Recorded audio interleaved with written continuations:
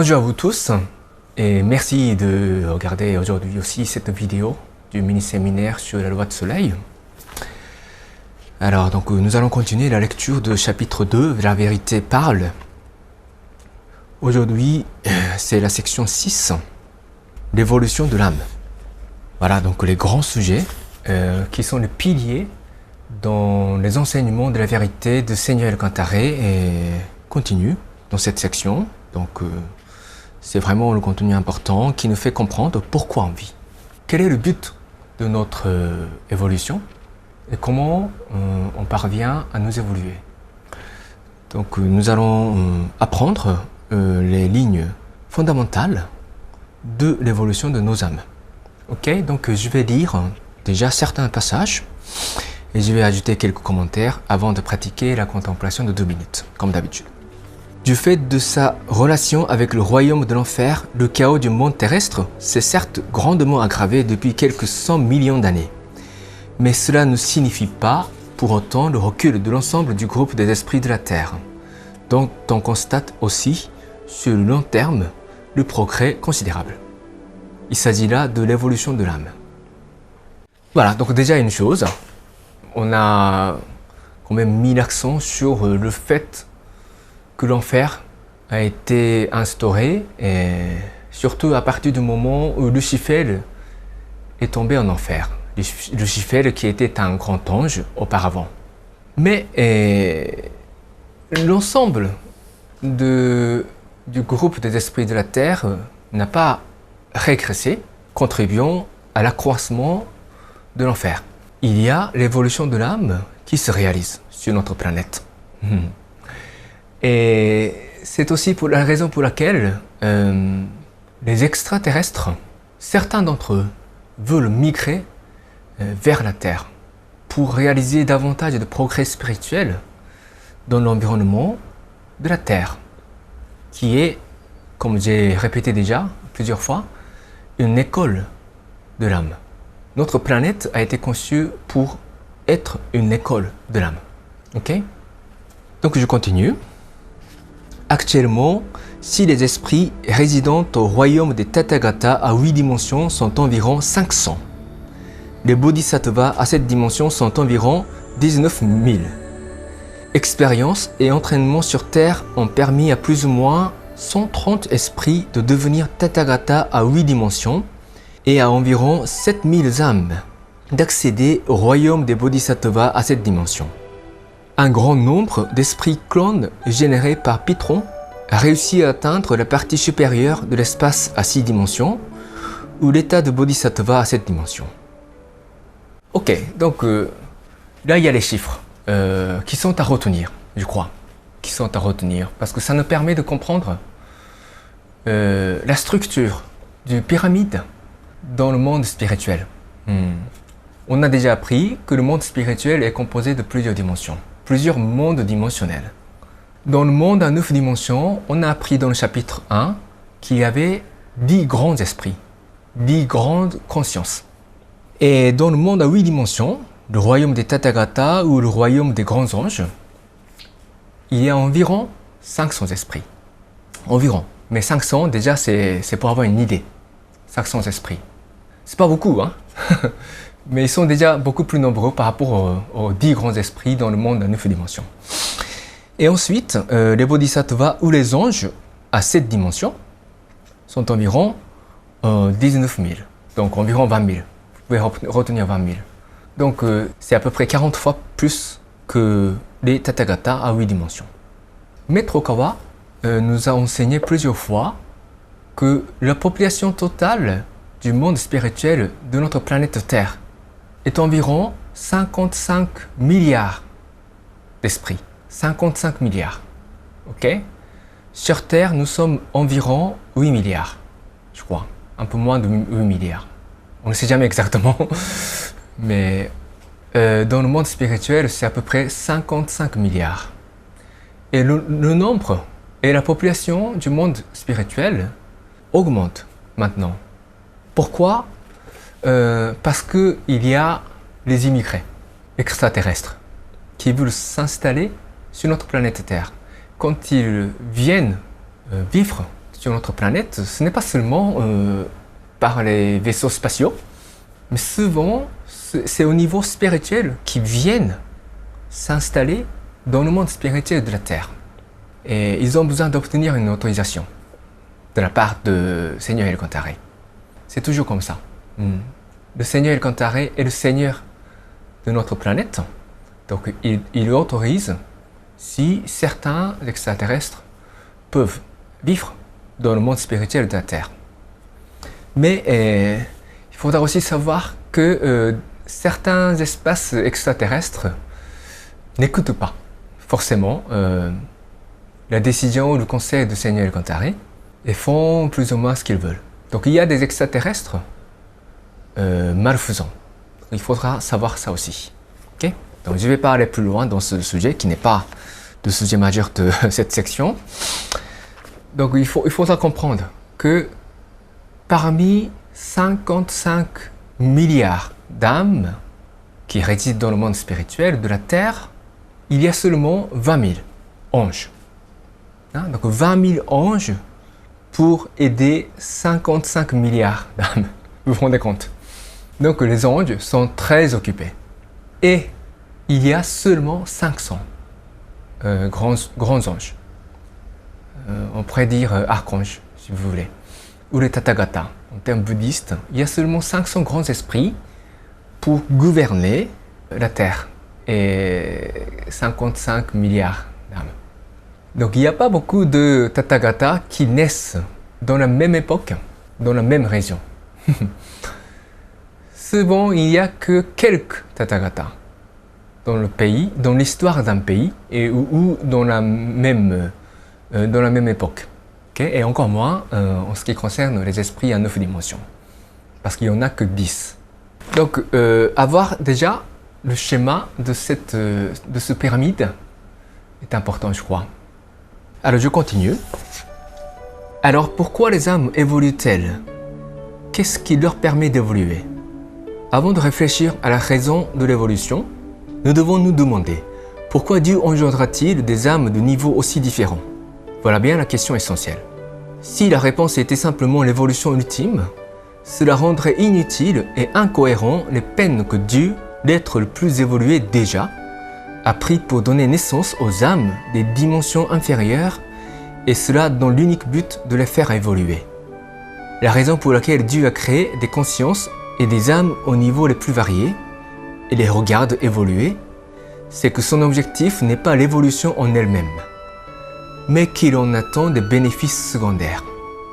La raison justifiant sa création des consciences et des âmes de niveaux disparates et son appel au progrès et à l'évolution individuelle réside dans la joie elle-même générée précisément par le processus de l'évolution. Voilà la raison essentielle pour laquelle existe la loi d'évolution du grand cosmos. Les yeux pleins d'amour et de tendresse infinie, Dieu observe les consciences et les âmes qu'il a lui-même créées grandir, évoluer et progresser vers lui. Ok, donc ça c'est vraiment la réponse à beaucoup de questions essentielles de la vie, n'est-ce pas? L'évolution, le résultat, je veux dire. Le résultat de l'évolution n'est pas le but. Donc le fait que chacun d'entre vous devienne un ange, par exemple, un jour, n'est pas le but en soi. Parce qu'il vous a créé comme vous êtes. Et c'est pour son plaisir, pour sa joie, qu'il tire du fait de voir les créatures et les âmes évoluer vers lui, au fur et à mesure. Voilà. C'est le processus qui compte. Processus. Donc je pense que ce point de vue est vraiment essentiel pour réfléchir sur le bonheur de notre existence. On a tous la tendance de nous attacher au résultat, n'est-ce pas? On est simpliste, les êtres humains, souvent. Et s'il y a un résultat, on est content. S'il n'y a pas de résultat, on est malheureux. Mais la vie n'a pas été conçue, je veux dire, n'a pas été programmée de cette façon. Le processus, c'est ça qui compte. Ce n'est pas le résultat de l'apprentissage qui compte. ou le niveau qu'on atteint après apprentissage qui compte. C'est le fait d'apprendre, le fait de marcher pas à pas, chaque jour, chaque moment, c'est ça essentiel. Dans un autre livre, Maître Okawa qualifie les êtres humains les voyageurs éternels. Les voyageurs éternels. Donc les êtres humains, nous, on voyage pour toujours. Et l'objectif de voyage, ce n'est pas atteindre le lieu final du voyage. C'est la joie qu'on découvre dans le processus du voyage qui compte. Donc il faudra que nous pratiquions l'auto-réflexion chaque jour pour savoir si le chemin que nous avons parcouru dans une journée était rempli de joie ou de découverte. Ou réfléchir sur le fait de savoir si on est toujours attaché au résultat ou pas. Parce que l'attachement au résultat génère toujours le malheur, le malaise dans le cœur. Parce que ça va à l'encontre de notre nature essentielle. Est-ce que je n'ai pas négligé chacun des événements que j'ai vécus aujourd'hui, par exemple? Donc c'est vraiment des détails, mais par exemple, lorsque je mange, lorsque je prends le petit déjeuner, est-ce que je néglige? Est-ce que c'est simplement une routine qui n'inspire rien du tout? Ou est-ce que je trouve dans cet petit acte routinier une petite joie nouvelle aujourd'hui? Tout ça, c'est l'attitude. C'est la question d'attitude. Mais c'est vraiment ce type d'attitude qui définit notre bonheur au cours de la vie. Et Dieu, notre Créateur, observe toujours comment chacun de nous marche le chemin de la vie chaque jour. On peut s'échouer ou on peut réussir dans certains de nos projets, mais Dieu ne regarde pas uniquement le résultat que nous avons pu atteindre. Mais Dieu regarde surtout notre attitude, avec laquelle nous marchons le chemin de la vie chaque jour. Et cette compréhension nous permet d'être plus à l'aise face à la vie et prendre le recul des difficultés dans lesquelles on se trouve actuellement. C'est aussi le chemin. Et c'est aussi une expérience que probablement je dois connaître pour découvrir certaines choses. Donc même si cet obstacle m'empêche d'aller de l'avant comme je le souhaite, il faut que je réfléchisse 2 minutes pour savoir le sens de cet obstacle et la joie de le surmonter aussi. Il faudra savourer ça. Parce que de toute façon, notre voyage, c'est éternel. On voyage éternellement, notre chemin, c'est infini. Donc, puisons la joie dans chaque pas que nous franchissons dans l'existence. Et c'est ça qui compte. Donc maintenant, Maître Okawa nous explique, en termes très simples, comment mesurer notre évolution. Qu'est-ce qui détermine notre évolution? Okay? Un des indices de l'évolution spirituelle est la quantité de lumière. Dans le monde réel, c'est-à-dire dans le monde spirituel, le niveau d'évolution d'une âme est immédiatement repérable à la quantité de lumière qui en émane. Il en est de même dans le monde terrestre. Lorsqu'une personne progresse sur le plan spirituel, elle irradie davantage de lumière et son aura brille plus intensément. Les visionnaires peuvent y discerner sur le champ le niveau d'éveil atteint. Ainsi, le degré d'évolution d'une âme se mesure par la quantité de lumière qu'elle émet.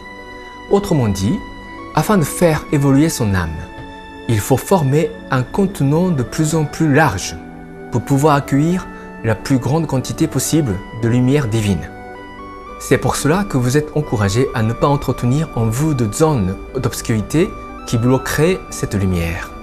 Et vous devrez persévérer dans votre pratique spirituelle pour agrandir l'envergure de votre réceptacle personnel. Voilà, donc ça c'est vraiment un indice extrêmement simple. La quantité de lumière.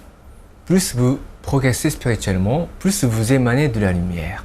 Et cela signifie que vous avez un réceptacle de plus en plus large pour recevoir et pour stocker la lumière divine dans votre âme.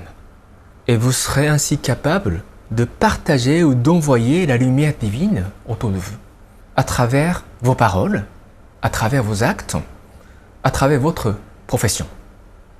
Voilà. C'est pour cela que la pratique de la contemplation et de la méditation est essentielle, ou la pratique de l'auto-réflexion. Si vous vivez seulement sur le plan matériel, vous n'aurez pratiquement aucune chance de pouvoir sentir cette lumière en vous ou chez les autres personnes. Donc vous ne serez jamais certain de votre progrès spirituel. Et en conséquence, vous serez attaché aux valeurs matérielles ou aux opinions des autres personnes. Et vous serez constamment ébranlé.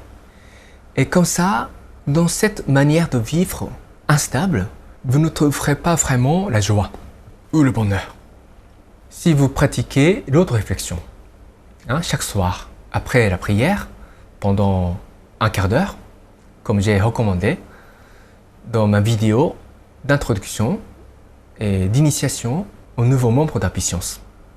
La première question qu'il vous faut poser, c'est toujours savoir si une certaine quantité de lumière émanait de votre âme. Bien sûr, on n'est jamais certain, parce que tout ça se déroule dans un monde invisible.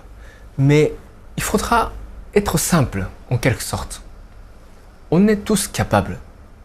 On est tous capables de sentir si la lumière émane de nous. Si c'était la lumière ou l'ombre qui remplissait notre monde intérieur ou pas. Si Maître Okawa était tout le temps à côté de nous, physiquement, pour nous dire « Maintenant, tu es dans un bon état parce que tu es lumineux. Maintenant, tu n'es pas en bon état parce que tu n'es pas lumineux. » Ce serait plus facile. Mais ce n'est jamais possible. Et heureusement, parce que c'est là se trouve la nécessité du progrès spirituel. Parce que sans cette aptitude de savoir si on est lumineux ou pas, en quelque sorte, ça veut dire que vous ne serez jamais apte à juger si vous êtes heureux ou malheureux. Et ce n'est pas une bonne chose. Ce n'est pas une bonne chose. Parce que, en quelque sorte, notre bonheur tient à notre autonomie, notre capacité autonome. Un certain dicton du bouddhisme nous dit « Il faudra savoir distinguer le chaud du froid, par soi-même. » Quand je touche quelque chose de chaud, il faut que je sois capable de comprendre que ça c'est chaud, et vice-versa, avec le froid. Donc ça vous semble vraiment simpliste, mais en matière de bonheur, tellement de gens vivent dans l'illusion. C'est-à-dire, ils pensent que certaines choses leur procurent de la joie, alors que c'est tout le contraire. Et c'est la raison pour laquelle beaucoup de personnes finissent en enfer. Ces gens-là qui finissent en enfer n'ont pas compris quel était vraiment leur bonheur. Ils vivaient dans l'illusion. Voilà. Et aussi, quand vous étudiez les livres de Maître Okawa, il faudra toujours trouver des indices qui vous permettent de comprendre la source du bonheur pour vous, ou la nature du bonheur pour vous, ou la méthode pour parvenir au bonheur pour vous. L'étude de ces livres ne doit jamais rester au niveau abstrait, au niveau purement théorique. C'est toujours concret, l'apprentissage de la vérité. N'oubliez jamais l'application de ces enseignements à vous-même. Et cherchez à devenir de plus en plus lumineux. Sentir cette chaleur intérieure qui s'accompagne de la lumière divine qui déverse en vous. Et cette lumière, vous pouvez ensuite partager avec les autres. Et c'est ça le vrai sens de l'amour qui donne. L'essence de l'amour qui donne, c'est donner de la lumière. Et pour cela, vous avez besoin de comprendre ce qu'est la lumière et comment obtenir cette lumière. Ça s'appelle la sagesse. Donc la sagesse n'est pas seulement la quantité de connaissances que vous amassez dans les livres de Maître Okawa. Même si vous connaissez beaucoup de choses sur la spiritualité, si cette connaissance ne vous permet pas de vous mener vers le bonheur, si vous n'avez pas cette vécu réel de vous approcher du bonheur ou de la lumière divine, cette connaissance n'est pas encore devenue une forme de sagesse pour vous. Donc, vous avez besoin de travailler plus sur vous-même. Okay? Voilà, donc maintenant, comme d'habitude, je propose qu'on récite ensemble la prière à l'esprit gardien et l'esprit guide et prendre 2 minutes pour la contemplation sur le sujet de l'évolution de l'âme. Allons-y. Prière à l'esprit gardien et l'esprit guide. Mon esprit gardien, mon esprit guide, au plus profond de mon cœur, vous êtes ma fontaine de vie, ma lumière d'espérance, ma source de sagesse, mon bouclier de courage. Assistez-moi, je vous prie, dans mon apprentissage quotidien. Polissez mon cœur chaque jour. Donnez-moi chaque jour de bonnes inspirations. Rectifiez le parcours de ma vie. Gardez-moi loin de tous les maux. Guidez-moi chaque jour dans une existence encore meilleure. Je vous remercie sincèrement. Ok, maintenant, redressez votre dos et asseyez-vous correctement, s'il vous plaît. Harmonisez votre respiration et fermez vos yeux légèrement. Et détendez-vous. Prenez une profonde respiration. Et maintenant, je vous prie de commencer votre contemplation sur le sujet de l'évolution de l'âme. Allez-y.